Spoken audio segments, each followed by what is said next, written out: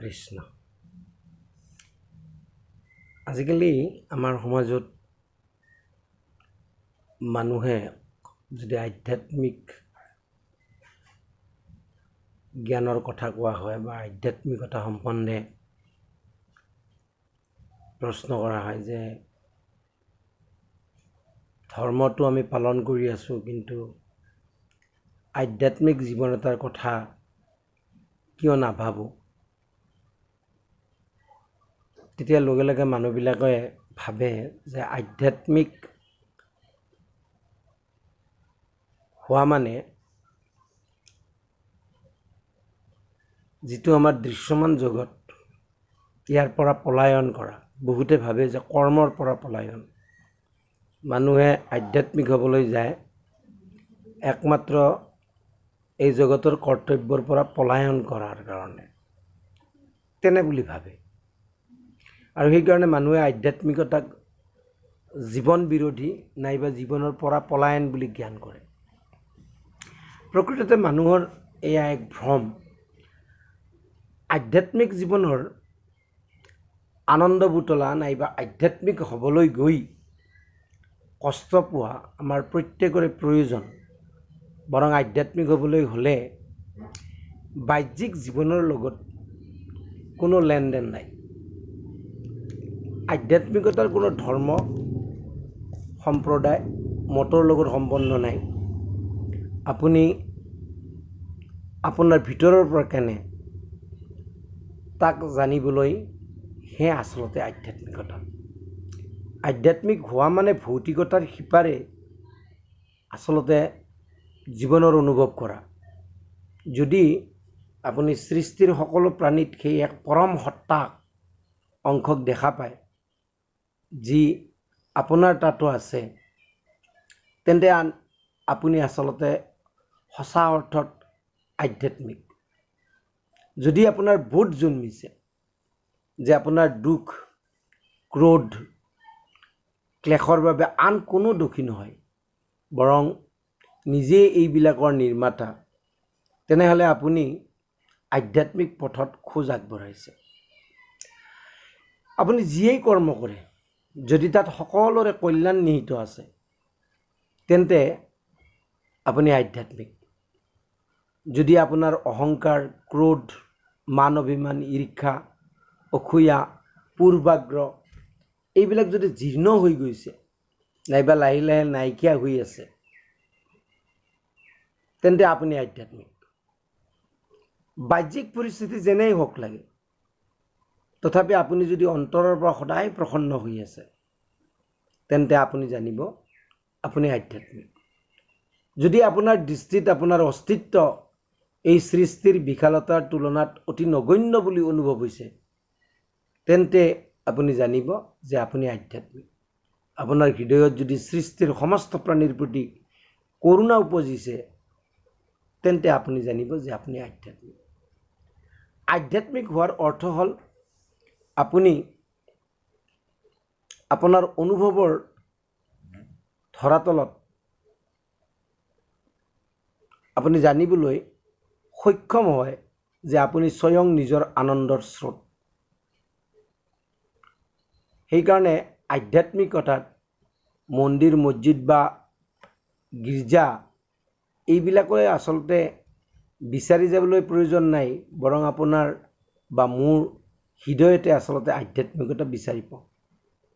অৱশ্যে মন্দিৰ, মছজিদ, গীৰ্জা এইবিলাকৰ প্ৰাসংগিকতা আছে, কাৰণ তাত সৎসংগ বা তেনেকুৱা আমাতকৈ যিসকলে আধ্যাত্মিক জ্ঞান প্ৰাপ্তি কৰিছে, যিসকলে আধ্যাত্মিক জ্ঞান প্ৰাপ্তি কৰি তেওঁলোকে ইতিমধ্যে আনন্দ উপলব্ধি কৰিছে, সকলোৰে প্ৰতি কল্যাণকাৰী কৰ্মত নিয়োজিত হৈ আছে, নিস্বাৰ্থভাৱে, নিষ্কামভাৱে। তেনেকুৱা যি সাধু বা সন্ত বা মহন্ত বা মহাজন, তেনেকুৱা মহান ব্যক্তিৰ সান্নিধ্য বিচাৰি পাবলৈ আমি মন্দিৰ, মছজিদ বা গীৰ্জাৰ লৈকে যাবলগীয়াও হয়। আচলতে আধ্যাত্মিকতা মানে নিজকে বিচাৰি চোৱা, নিজক আৱিষ্কাৰ কৰা, নিজে নিজৰ অভ্যন্তৰত নিজক বিচাৰি চোৱা, এয়া কেৱল নিজৰ ৰূপান্তৰৰ বাবে। আধ্যাত্মিকতা সেইসকলৰ বাবে যিয়ে নিজৰ জীৱন পূৰ্ণ জীয়ন্ত হৈ জীয়াই থাকিব বিচাৰে, মৃত মানুহৰ লেখীয়া নহয়। কাৰণ আমি জানো সকলোৱে জন্মৰ লগতে এই দেহৰ, বিনাশী দেহৰ, পঞ্চভৌতিক দেহৰ জন্মৰ লগতে মৃত্যু আছে। গতিকে অস্তিত্বত একাত্মতা আৰু এক স্বৰূপ, কিন্তু বাহ্যিকত প্ৰত্যেক মনুষ্য এই অভিনৱ সৃষ্টি, অনন্য, অলৌকিক। ইয়াক চিনি পোৱা আৰু আনন্দ প্ৰাপ্তি কৰাই আচলতে আধ্যাত্মিকতাৰ সাৰ। এতিয়া কথা হৈছে, যদি আপুনি কিবা এটি কামত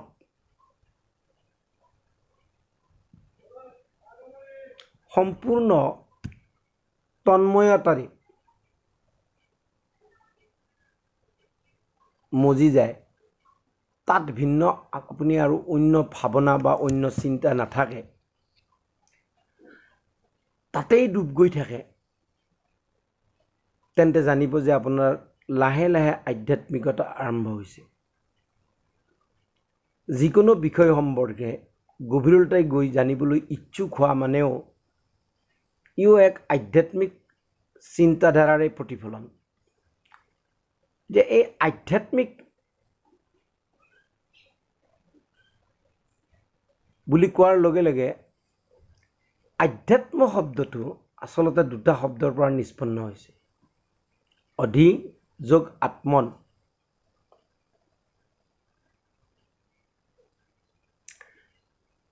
অধি মানে এই বিষয় সম্বন্ধে, আৰু আত্মন মানে আত্মা। অৰ্থাৎ আধ্যাত্ম মানে আত্মা সম্বন্ধে বা আত্মা সম্বন্ধীয় জ্ঞান সম্পৰ্কে জানিবলৈ প্ৰযত্ন কৰা। যেনে মই কোন, ক অহম, মই ক'ৰ পৰা আহিছোঁ, মৃত্যুৰ পিছত মই ক'লৈ যাওঁ। এইবিলাক প্ৰশ্নৰ উত্তৰ, কাৰণ আত্মা সম্বন্ধীয় মানে আত্মা এটাই মাত্ৰ তত্ত্ব, অনন্ত কোটি ব্ৰহ্মাণ্ডত এক আত্মা মাত্ৰ। আৰু সেইকাৰণে আমি অজ্ঞানতাৰ কাৰণে যদিও ভিন্ন ভিন্ন দেখোঁ, প্ৰকৃতাৰ্থত আত্মা এক।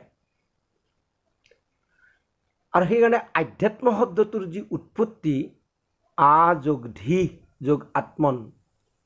আ মানে লৈ, ধি মানে দেহত সঞ্চাৰিত হৈ থকা শক্তি, যি আত্মা চৈতন্য শক্তি, আৰু আত্মন মানে আত্মা, দ্য সোল। গতিকে আধ্যাত্ম মানে শৰীৰত পঞ্জীভূত সমস্ত শক্তি আত্মাত সমৰ্পিত কৰা। এতিয়া নিশ্চয় আমাৰ মনলৈ আহিব যে আত্মা কি আৰু পৰমাত্মা কি, আৰু এই দুয়োটাৰ মাজত পাৰ্থক্য কি বা সম্বন্ধ কি। আৰু আত্মা পৰমাত্মা সম্পৰ্কে আলোচনা কৰা বিষয়কে আধ্যাত্মবাদ বুলিও কোৱা হয়। আত্মা আৰু পৰমাত্মা এই দুয়োটাই ভৌতিক পদাৰ্থ নহয়।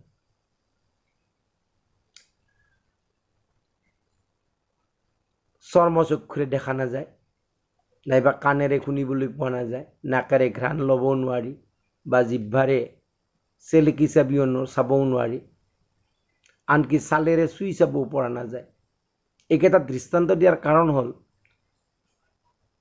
আমি যিখন জড়জগত, এই জড়জগতখনৰ অনুভূতি আমাৰ এই পাঁচটা যি জ্ঞানেন্দ্ৰিয়, এই জ্ঞানেন্দ্ৰিয়ৰ জৰিয়তে হয়। চকু, কাণ, নাক, জিভা, ছাল।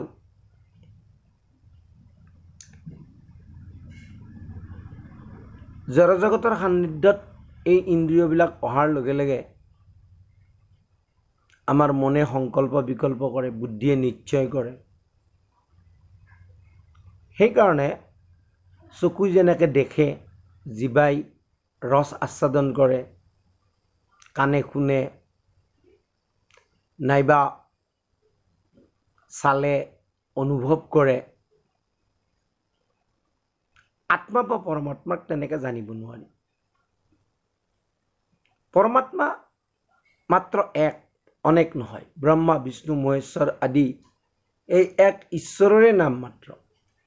আৰু সেইকাৰণে ঋগ্বেদত কৈছে একম সদ বিপ্ৰা বহুধা বদন্তি অগ্নি য়মং মাতৰিষ্যানম মহ। ঋগ্বেদ 1:164-46। অৰ্থাৎ এক পৰমাত্মাক বিদ্বান লোকসকলে বা বিপ্ৰসকলে নানা নামেৰে মাতে।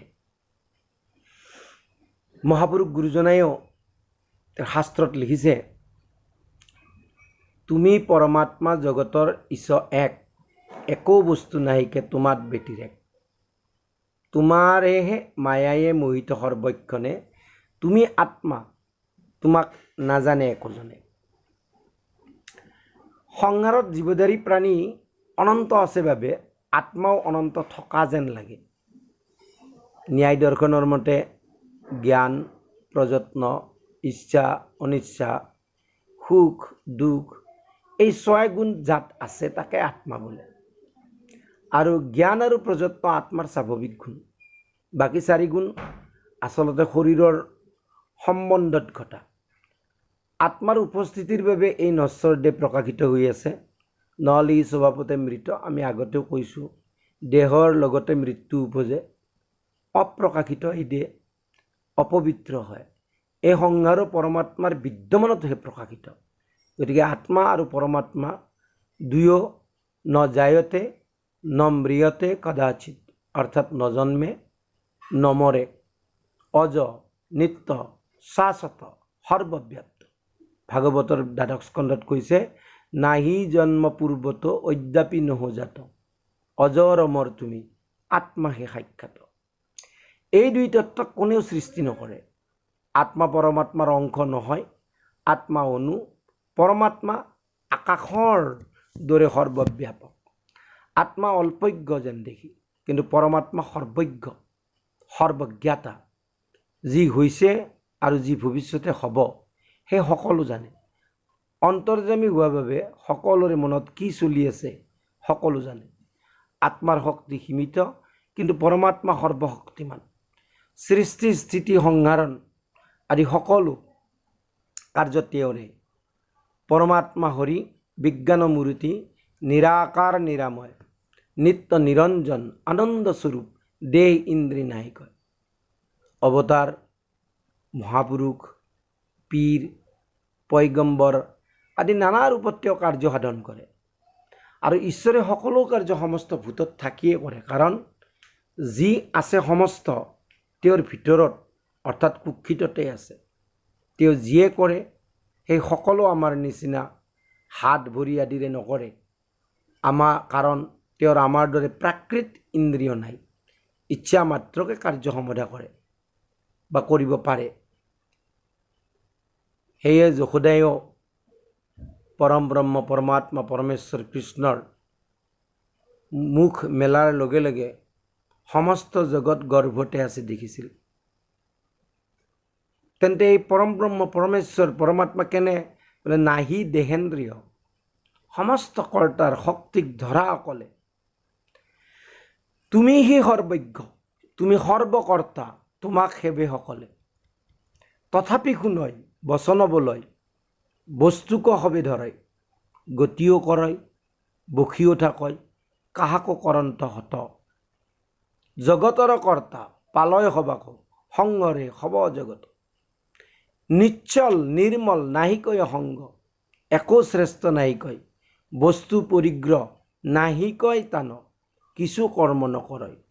স্ৰজীয়া জগত সদা থাকা তাতে অতি উদাসীনভাৱে, নাহিকে আকুল সংসাৰৰ দোষে তাহাকো একো নাপাওঁ। ভক্তি ৰত্নাকৰত মহাপুৰুষ গুৰুজনাই কৈছে। আৰু সেইকাৰণে ঈশ্বৰ আনন্দ স্বৰূপ। তেওঁ ৰস বৈছ বুলি কৈছে। আনন্দ স্বৰূপ। তেওঁ কাৰো প্ৰতি কেতিয়াও ঈৰ্ষা অসূয়া ৰাগ দেশ এইবিলাক নকৰে। তেওঁ কাম ক্ৰোধ লোভ মোহ অহংকাৰ আদিৰ দ্বাৰাই বিকাৰগ্ৰস্ত নহয়। যেনেকৈ জীৱৰ শীতকালত জুইৰ কাষলৈ গ'লে তাপ পাই সুখ পায়, গৰমত বতাহ এজাক আহিলে জীৱই সুখ পায়। ঠিক তেনেকৈ ঈশ্বৰৰ একান্ত উপাসনা কৰিলে আনন্দ প্ৰাপ্তি হয়। ঈশ্বৰ নিৰাকাৰ, সেইবাবে আমি যেনেকৈ মনেৰে সুখ দুখ অনুভৱ কৰিব পাৰোঁ, ঠিক তেনেকৈ তেওঁক কেৱল শুদ্ধ মনেৰেহে জানিব পাৰি। যেতিয়া তেওঁ আত্মাৰূপে মনুষ্য দেহত থাকে, তেতিয়া দেহে মন আৰু আত্মাৰ সংযোগত স্বতন্ত্ৰৰূপে কাৰ্য কৰে।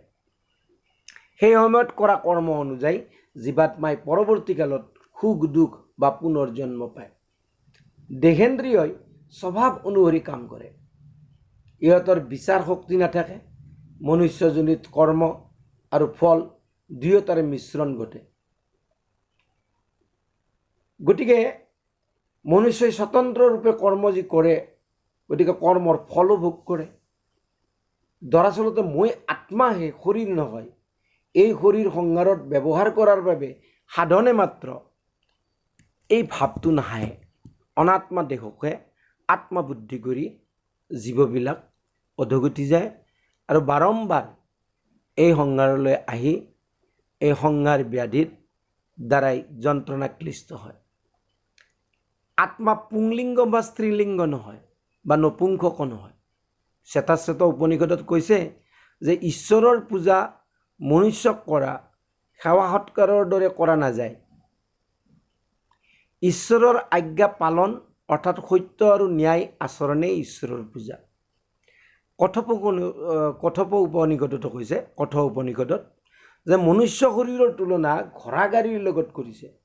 জীৱাত্মা এই শৰীৰৰূপী গাড়ীৰ মালিক, বুদ্ধি সাৰথি, মন লেকাম আৰু ইন্দ্ৰিয় ঘোঁৰা। ইন্দ্ৰিয়ৰ বিষয়ে ইয়াৰ পথ, বিষয়বিলাকে হৈছে পথ, আৰু যি পথেৰে ইন্দ্ৰিয়ৰূপী ঘোঁৰা দৌৰে। কিন্তু জীৱাত্মাৰূপী মালিকে তেতিয়াহে নিজ লক্ষ্যস্থানত উপস্থিত হ'ব যেতিয়া বুদ্ধিৰূপী সাৰথি মনৰূপী লেকামক নিজৰ বশত ৰাখি ইন্দ্ৰিয়ৰূপী ঘোঁৰাক সৎ পথত চলাব। তেতিয়াহে, সেইকাৰণে উপনিষদত ঘোঁৰা গাড়ীক ৰথ আৰু এই ৰথত আৰোহণ কৰা জনক ৰথী। মনুষ্য দেহত আত্মাই ৰথী। পৰমাত্মা আমাৰ সকলোৰে পিতা, মাতা, মিত্ৰ, বন্ধু। গতিকে মানুহে যেতিয়া কিবা ভাল কাম কৰে তেতিয়া আনন্দ, উৎসাহ, নিৰ্ভয়তা অনুভৱ কৰে। কিন্তু যেতিয়া কিবা বেয়া কাম কৰে তেতিয়া এই ভয়, শংকা, লাজ এইবিলাক অনুভৱ কৰে। আজিলৈ ইয়াতে এৰিছোঁ। পৰৱৰ্তী সময়ত এই সম্বন্ধে আৰু আলোচনা কৰা হ'ব। কৃষ্ণ হৰি হৰ।